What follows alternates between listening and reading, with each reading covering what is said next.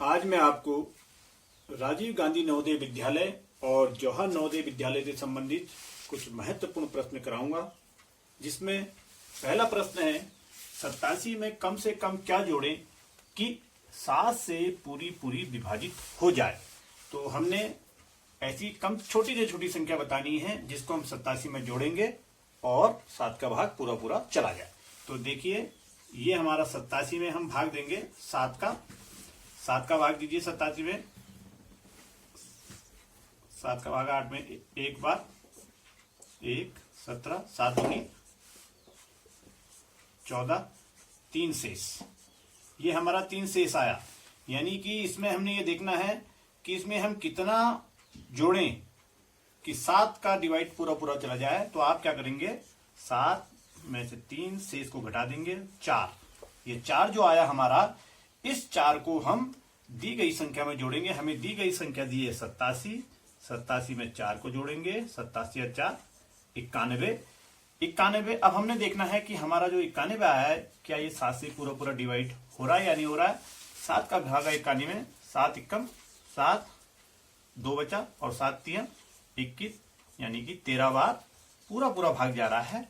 तो 87 में हम 4 जोड़ेंगे, कम से कम 4 जोड़ेंगे, जिससे कि 7 का भाग पूरा चला जाए।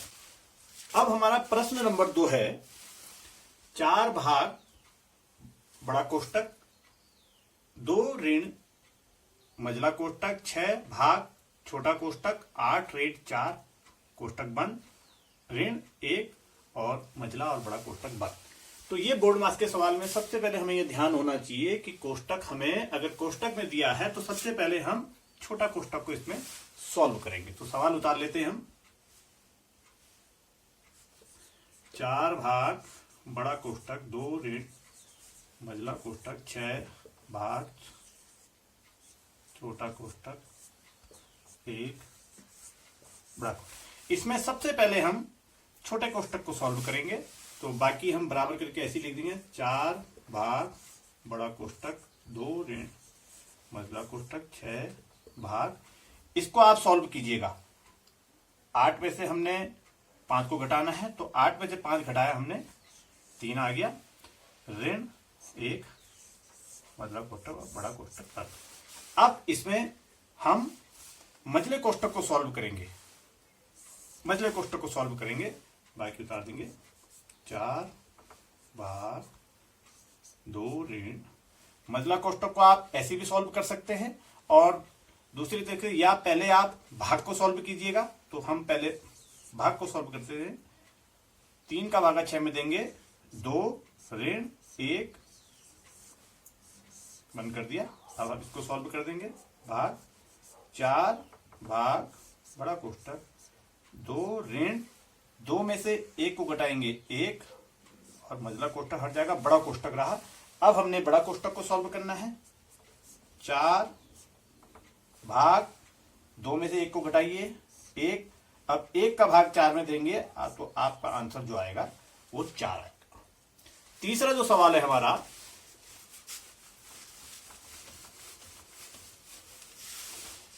तीन संख्याओं का गुणनफल 625 है। यदि एक संख्या 25 दूसरी संख्या 5 हो तो तीसरी संख्या आपको बतानी है। हमें तीन संख्याओं का गुणनफल 625 दिया है, और जिसमें पहली संख्या एक संख्या और दूसरी संख्या तीसरी संख्या हमको ज्ञात करनी है। तो ये प्रश्न है, पहली संख्या गुणा दूसरी संख्या गुणा तीसरी संख्या, क्योंकि तीन संख्याओं का गुणनफल है। तीसरी संख्या बराबर 625 दिया है। अब देखिए आप कि पहली संख्या आपको दी है, एक संख्या जो है वो है 25, दूसरी संख्या दी है आपको 5, तीसरी संख्या आपको दी नहीं, तो तीसरी संख्या को आप x भी मान सकते हैं। x बराबर ये हो गया हमारा 625। अब आप देखिए कि इन तीनों को गुणा करके हमारा 625 आ रहा है, लेकिन हमको संख्या दी है 2 और तीसरी संख्या हमको निकालनी है। तो हम पहले इन दोनों को गुणा करेंगे और जो इनका दो संख्या का गुणनफल है, यदि हम उसको तीन संख्या के गुणनफल में भाग देंगे तो हमारी तीसरी संख्या भी आ जाएगी।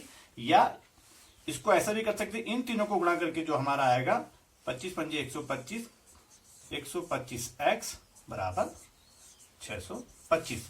अब तीसरी संख्या हमारी x है, इसलिए x बराबर तीन संख्याओं का गुणनफल बट्टा दो संख्याओं का गुणनफल।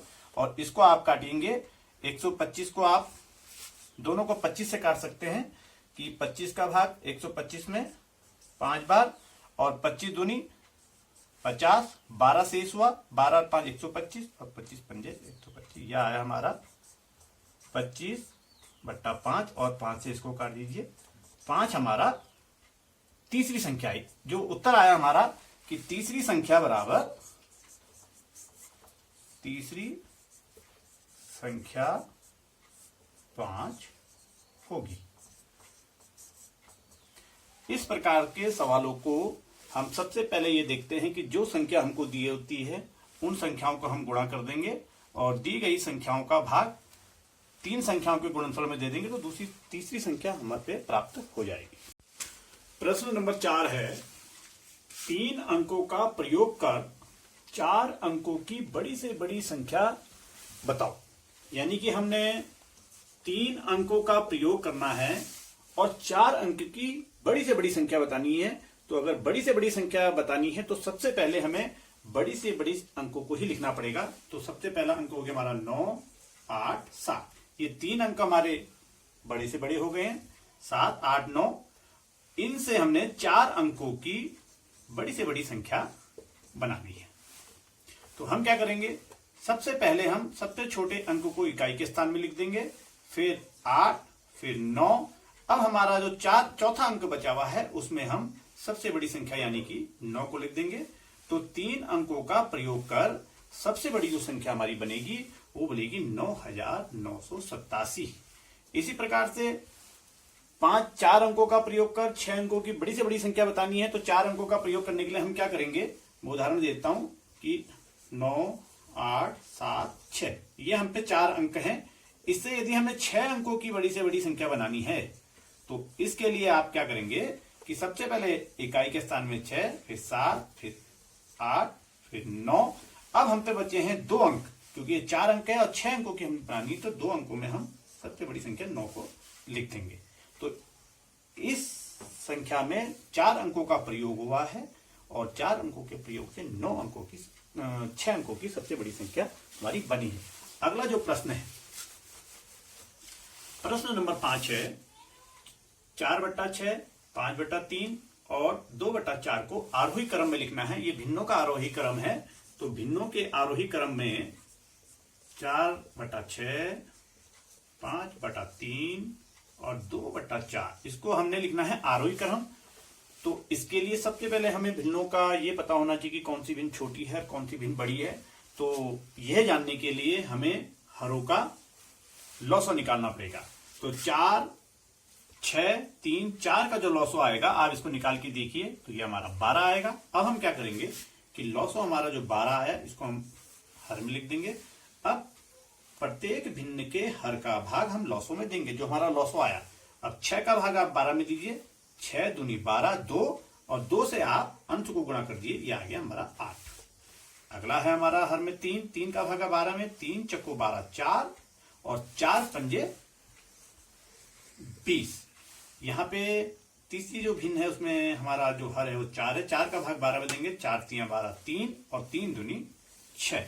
अब जो हमारी भिन्नों का रूप आया यह है हमारा 8/12, 20/12 और 6/12।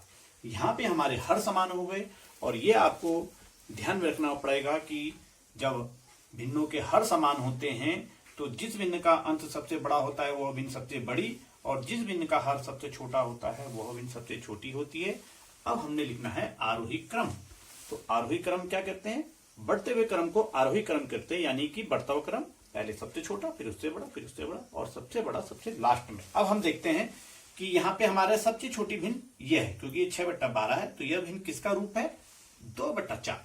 तो हमारा आरोही क्रम जो आएगा 2/4। दूसरा है ये 8/12 यानी कि 4/6 लिखेंगे हम इसको, 4/6। और तीसरी जो भिन्न है सबसे बड़ी वो है 20/12, ये 5/3 का रूप है, 5/3। ये हमारा इसका आरोही क्रम आ गया। इसी प्रकार से यदि अवरोही क्रम पूछा होता तो हम पहले सबसे बड़ी भिन्न को लिखते, फिर उससे छोटी, और सबसे लास्ट में अंत में हम सबसे छोटी भिन्न को लिखते। अब प्रश्न नंबर 6 जो हमारा है कि 6 के प्रथम 6 गुणजों का औसत बताइए।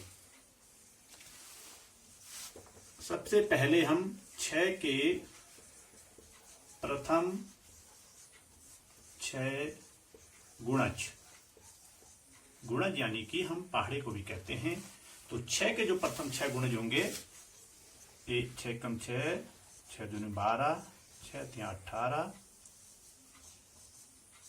24, 6 पंजे 30 और 6 छक्के 36। ये 6 के प्रथम 6 गुणज हुए। तो सबसे पहले औसत निकालने के क्या होता है कि दी गई संख्याओं का योग बट्टा जितने का हमने औसत निकालना है। तो यहां पे हमने 6 गुणजों का औसत, जैसे दी गई संख्या का योग बटा संख्याओं की संख्या। तो यहां पे संख्या हो गई हमारी 1 2 3 4 5 6, और इनका योग जो आएगा इसको आप योग कीजिएगा। 6 6 2 8, 8 8 16, 16 4 20, 20 में 0 20 ही आएगा, 20 में 6 जोड़िए तो 26, 2 हासिल, 2 2 और 1 3, 3 और 1 4, 4 और 4, 4 में 2 जोड़ेंगे तो 6, 6 और 3 9, 9 और 3 12। ये जो योग आया हमारा 126 आया। तो संख्या, ये संख्याओं का योग, और संख्याओं की संख्या है हमारी 6। 6 का भाग इसमें दे दीजिएगा, 6 दूनी 12 और 6 एकम 6 21। 6 के प्रथम 6 गुणजों का जो औसत आएगा वो आया आपका 21। प्रश्न नंबर 7 है 4,32,896 में 3 और 9 के स्थानीय मान का योग क्या होगा। हमें एक संख्या दी है 4,32,896, इसमें आपने 3 और 9 की संख्याओं के स्थानीय मानों का योग बताना है। तो हम सबसे पहले संख्या लिख देंगे 4,32,896। अब देखिए, एक हमने 3 का स्थानीय मान बताना है और एक 9 का स्थानीय मान बताना है। तो 9 का जो स्थानीय मान है, 9 हम इकाई दहाई, 9 का स्थानीय मान होगा दहाई में, दहाई को हम 10 से गुणा कर देंगे तो 9 का स्थानीय मान जो है हमारा 90 आ गया। अगला पूछा है उसने 3 का स्थानीय मान, 3 जो हमारा है इकाई दहाई सैकड़ा हजार 10,000 के स्थान में है, तो 3 को हम 10,000 से गुणा कर देंगे, इकाई 10,000 ये हो। तो 3 को यदि हम 10,000 से गुणा करेंगे तो जो हमारा गुणनफल आएगा वो आएगा 30,000।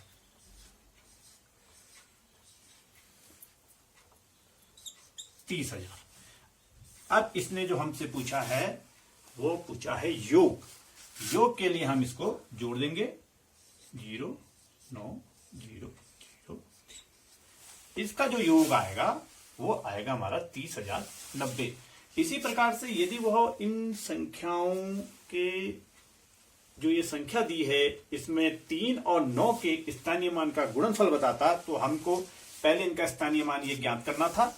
और यदि वो गुणनफल पूछता, यदि इसमें हमसे गुणनफल पूछा हो जाता, तो 3 का जो स्थानीय मान है हमारा 30,000 और 9 का स्थानीय मान जो है हमारा 90, हम 30,000 को 90 से गुणा कर देते हैं अगर गुणनफल पूछता। यदि अंतर पूछता तो अंतर में हम बड़ी संख्या यानी 30,000 में से 90 को घटा देते, 30,000 में 90 अगर ये हमारा घट जाता तो ये हमारा अंतर प्राप्त होता। तो इस प्रकार के सवालों में ये बहुत ही महत्वपूर्ण सवाल है और 1 या 2 सवाल इस तरह के अवश्य आते हैं।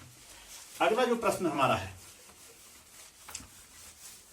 प्रश्न नंबर 8, त्रिभुज के दो कोण क्रमशः 60 अंश और 45 अंश के हों तो तीसरा कोण कितने अंश का होगा।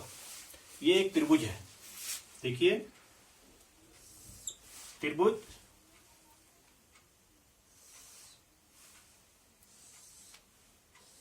ये एक त्रिभुज है। इसके ये बता रहा है कि एक कोण है 60 अंश का, दूसरा कोण है 45 अंश का और तीसरा कोण हमको ज्ञात करना है। तो सबसे पहले हमें यह मालूम होना चाहिए कि त्रिभुज के तीनों कोणों का योग 180 अंश होता है और दो कोण हमको दिए हैं। दो कोण हमें क्या दिए हैं, 60 और 45 और तीसरा कोण हमें को निकालना है और इनका योग होता है 180 अंश। तो वही है आपका, देखिए 60 और 45 को आप जोड़ेंगे तो कितना हो गया 105। दो कोणों का योग 105 है और तीसरा कोण हमने निकालना है और तीनों कोणों का योग होता है 180। तो हम क्या करेंगे, आप सीधे से 180 में से 105 को घटा देंगे तो हमारा 10 में से 5 गया 5 और 7, ये आया हमारा 75। यानी कि तीसरा कोण जो आएगा हमारा वह कितने अंश का होगा, तीसरा कोण 75 अंश का होगा।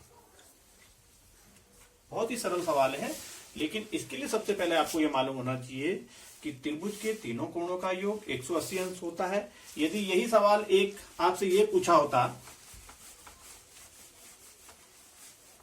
मैं साथ साथ एक दो आपको एग्जांपल भी करा देता हूं कि त्रिभुज के दो कोणों का योग दिया होता है। एक कोण देंगे आपको 35 अंश का और दूसरा कोण दिया है आपको 55 अंश का और तीसरा कोण की आपको नाप निकालनी है कि तीसरा कोण कितने अंश का होगा। तो आप क्या करेंगे, हमें मालूम है कि तीनों कोणों का योग 180 अंश है, तो हम दो कोणों को जोड़ देंगे 55, 35, 5 5 10 और 6 और 3 9, ये 90 अंश हो रहा है और तीनों कोणों का योग 180 होता है। तो 180 में से आप 90 को घटा देंगे, 180 में से आप 90 को घटाएंगे तो आपका 90 आया। तो तीसरा जो कोण आएगा वो 90 अंश का होगा। इसी प्रकार से हमारा 9वां जो सवाल है कि प्रथम 15 प्राकृत संख्याओं का योग बताइए। इस प्रकार के सवाल को करने के लिए सबसे पहले आपको प्राकृतिक संख्या मालूम होनी चाहिए कि प्राकृतिक संख्या क्या होती है और सबसे छोटी प्राकृतिक संख्या क्या है। यह भी बहुत जरूरी है कि सबसे छोटी प्राकृतिक संख्या हमारी 1 है, क्योंकि हमारी कोई भी गिनती 1 से स्टार्ट होती है और इसकी कोई सीमा भी नहीं है कि प्राकृतिक संख्या जो अगर ये पूछे कि लास्ट प्राकृतिक संख्या या सबसे बड़ी प्राकृतिक संख्या क्या है तो वह हम काउंट नहीं कर सकते हैं, वो एक अनंत है। तो ठीक है, प्रथम 15 प्राकृतिक संख्याओं का योग आपको बताना है। इसके लिए सबसे पहले हमें इसका फॉर्मूला आना चाहिए कि प्रथम प्राकृतिक संख्याओं का निकालने का जो फॉर्मूला है n+1/2, यह आपको याद होना चाहिए कि अगर आप 1, धन 2, धन 3, धन 4, धन 5, धन 6 यानी इस प्रकार से 15 तक लिखेंगे और उनको जोड़ेंगे तो हमारा उत्तर गलत भी आ सकता है और समय बहुत लगेगा। तो इसलिए आपको ये फॉर्मूला याद होना चाहिए। तो n क्या है, जो संख्या हमको दी होती है उसको हम n मान लेते हैं। तो n है हम पे यहाँ पे 15। तो इसको हम सूत्र के हिसाब से जो सॉल्व करेंगे तो हम लिखेंगे 15 ब्रैकेट 15 धन 1/2, यह फॉर्मूला है। अब आप क्या करेंगे, देखिए पहले आप कोष्टक को भी सॉल्व कर सकते हैं, जो आप करना चाहें कि 15 और 1 16, और अगर हम कोष्टक हटा देते हैं और कोई चिन्ह नहीं है तो उसको हम मल्टीप्लाई में कर सकते हैं। तो यह हो गया हमारा 15 गुणा 16, इसको जोड़ा आपने 16/2। 2 से आप 16 को काट दीजिए 8 बार और 15 को 8 से गुणा कर दिए, 15 8 120। इस फॉर्मूले के रूप की मदद से आप इस प्रकार के सवाल को बहुत सही और जल्दी तरीके से कर सकते हैं। एक प्रश्न मैं और देता हूं कि यदि यही प्रश्न ऐसा होता है कि आपको प्रथम 20 प्राकृतिक संख्याओं का योग। अब आप कर सकते हैं, इसका फॉर्मूला लगाएंगे आप n+1 बटा 2 कीजिएगा। अब आप कि n है हमारा 20 धन 1 बटा 2। अब हमारा कैसे सॉल्व करेंगे, ये आ गया 20, ये हमने सॉल्व कर दिया 21 गुणा 21 बटा 2 कर दीजिए आप। 2 से ये 10 बार कटा, 2 को 21 से कर दिया 210। यदि हमको ये फॉर्मूला याद नहीं और बिना फॉर्मूले की मदद से हम ये सवाल करेंगे तो इतनी शीघ्र या इतनी जल्दी से हम इस प्रश्न को सॉल्व नहीं कर सकते हैं। अगला प्रश्न है प्रश्न नंबर 10। एक घड़ी का क्रय मूल्य 3,500 रुपए और विक्रय मूल्य 4,000 रुपए है, तो प्रतिशत लाभ या हानि बताओ। तो सबसे पहले लाभ हानि के सवाल करने के लिए हमें क्रय मूल्य और विक्रय मूल्य का ज्ञान होना आवश्यक है कि क्रय मूल्य किसको कहते हैं और विक्रय मूल्य किसे कहते हैं। जब हम जिस मूल्य में हम किसी वस्तु को खरीदते हैं तो वह हमारा क्रय मूल्य होता है, और जब जिस मूल्य में हम किसी वस्तु को बेचते हैं तो वह हमारा विक्रय मूल्य होगा। और जब विक्रय मूल्य अधिक और क्रय मूल्य कम होता है तो लाभ होता है, और जब क्रय मूल्य अधिक और विक्रय मूल्य कम होता है तो हानि होती है। तो यहां पे हमने देखना है कि हमें लाभ हो रहा है या हानि। अब देखिएगा, सबसे पहले हमने लिखा क्रय मूल्य, मैं इसको शॉर्ट में कर रहा हूं, नहीं तो घड़ी का क्रय मूल्य बराबर हो गया हमारा कितना 3,500। घड़ी का विक्रय मूल्य दिया है हमें, विक्रय मूल्य बराबर ये दिया है हमें 4,000 रुपए। अब देखिए क्रय मूल्य यानी जिस मूल्य में हमने खरीदा 3,500, विक्रय मूल्य जिस मूल्य में हमने बेचा, तो बेचा हमने 4,000 में, खरीदा हमने 4,000 में, तो यहां पे हमको लाभ हुआ, प्रॉफिट हुआ। तो हमारा लाभ कितना हुआ, हम लाभ बराबर विक्रय मूल्य से क्रय मूल्य को घटा देंगे। विक्रय मूल्य ऋण क्रय मूल्य, तो विक्रय मूल्य है हमारा 4,000, क्रय मूल्य है हमारा 3,500, तो लाभ कितना आ जाएगा हमारा, 4,000 में से 3,500 को घटा दिया आपने 500 रुपए, ये रुपए है, ठीक है 500 रुपए। लेकिन ये तो लाभ हुआ, लेकिन उसने हमसे प्रश्न में पूछा है प्रतिशत लाभ या हानि बताओ। अब हमें प्रतिशत, यहां पे हमको लाभ हुआ, अब हमें प्रतिशत लाभ का सूत्र याद होना चाहिए कि प्रतिशत लाभ कैसे निकालते हैं। तो मैं यहां पे लिख देता हूं कि प्रतिशत लाभ का जो सूत्र है, प्रतिशत लाभ बराबर होता है लाभ जो हमको लाभ हुआ है गुणा प्रतिशत में निकालना है तो 100 बटा किस में निकाला जाता है, क्रय मूल्य में, ये क्रय मूल्य आ गया। ऐसे ही यदि किसी वस्तु में यदि हानि होती है तो आप लिखेंगे प्रतिशत हानि बराबर लाभ की जगह हानि हो रही है तो हानि गुणा 100 बटा क्रय मूल्य। तो देखिए अब हम इसकी जगह में जो हम पे प्लेस ये वैल्यू है उसको रख देते हैं। लाभ है हम पे 500 रुपए गुणा 100 और क्रय मूल्य है हम पे 3,500 रुपए, 3,500 रुपए। अब आप काट दीजिएगा, 5 सत्ते ये 7 गया, तो हमारा जो ये आया 100 बट्टा 7। यहां पे जगह नहीं है इसलिए मैं यहां पे लिख रहा हूं। अब 7 से आप इसको काटिएगा कि 7 का भागा 10 में देंगे, 7 एकम 7, 10 में से 7 गया 3, 30 हो गया, 7 चक्को 28। इसको मैं आप यहां पे करके बताता हूं आपका। ये 7 एकम 7, 3 0 7 चक्को 28, हमारा इसमें आया 2 शेष। तो प्रतिशत में निकालने के लिए हम करेंगे कि ये हमारा भागफल आया, जो भागफल आया ये आ जाएगा हमारा पूर्णांक में, शेष जो आता है इसको लिखते हैं हम हर अंश में, और जिस संख्या का भाग देते हैं उसको लिखते हैं हम हर में। तो हमारा इसका जो आंसर आएगा 14 सही 2/7% हमको लाभ हुआ। अगला जो प्रश्न है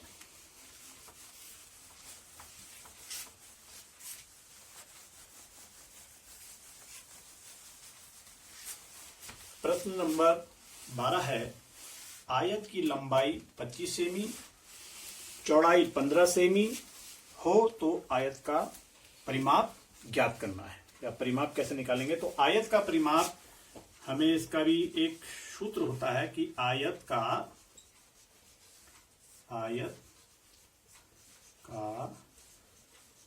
परिमाप, इसका जो सूत्र है 2 कोष्टक लंबाई धन चौड़ाई, इसे आप कर सकते हैं। अब आप देखिएगा, हमें 2 है, लंबाई की जगह लंबाई को रखिएगा आप 25 धन चौड़ाई हमें दी है 15 सेमी। यहां पे आप सेमी लिखिएगा, ये सेमी में है तो इसको हम सेमी में लिखेंगे। इसको हमने ध्यान देना है कि 25 सेमी धन 15 सेमी, इसको आप कर दिया, ये हमारा निकल गया। अब इसमें आपको मालूम है कि सबसे पहले हम इन दोनों को जोड़ेंगे और 2 से, क्योंकि कोई निशानी है, 2 से गुणा कर देंगे। इससे आप 2 गुणा जोड़ दीजिए इनको, 25 और 15 हमारा 40 सेमी, इसको आप गुणा कर दिए, 40 दूनी 80 सेमी हमारा इसका परिमाप आएगा। तो इस प्रकार के सवाल को करने के लिए सबसे पहले हमें फॉर्मूले याद होने चाहिए। अगर यही सवाल हम पे होता कि आयत की लंबाई 25 सेमी है और चौड़ाई 15 सेमी है, तो आयत का यदि हमें यहाँ पे क्षेत्रफल निकालना होता, क्षेत्रफल यदि हमें ये पूछा होता कि क्षेत्रफल क्या होगा, तो आपको क्षेत्रफल का भी सूत्र याद होना चाहिए कि आयत का क्षेत्रफल बराबर, इसका जो फॉर्मूला है, हम क्या करते हैं इसमें लंबाई गुणा चौड़ाई, ये हमारा ये आ गया। अब देखिए आप, लंबाई कितनी दी हमको 25 सेमी, 25 सेमी, चौड़ाई कितनी दी हमको 15 सेमी। अब आप इन दोनों को गुणा कर दीजिएगा, 25 को आप 15 से गुणा कीजिए, 5 पंजे 25, 5 दूनी 10 और 2 12, 1 पंजे 5, 2 5 7 और 375, इन दोनों को गुणा करके हमारा 375 आया। लेकिन यह हमें ध्यान होना चाहिए कि क्षेत्रफल जो आता है उसकी जो इकाई होती है वह होती है वर्ग, और सेमी में है तो वर्ग सेंटीमीटर, ये हमारा इसका क्षेत्रफल आ गया। इस प्रकार आज मैंने आपको राजीव नवोदय और जवाहर नवोदय से संबंधित कुछ प्रश्न कराए हैं। अगले वीडियो में मैं इसी प्रकार के कुछ प्रश्न आपको और कराऊंगा। धन्यवाद।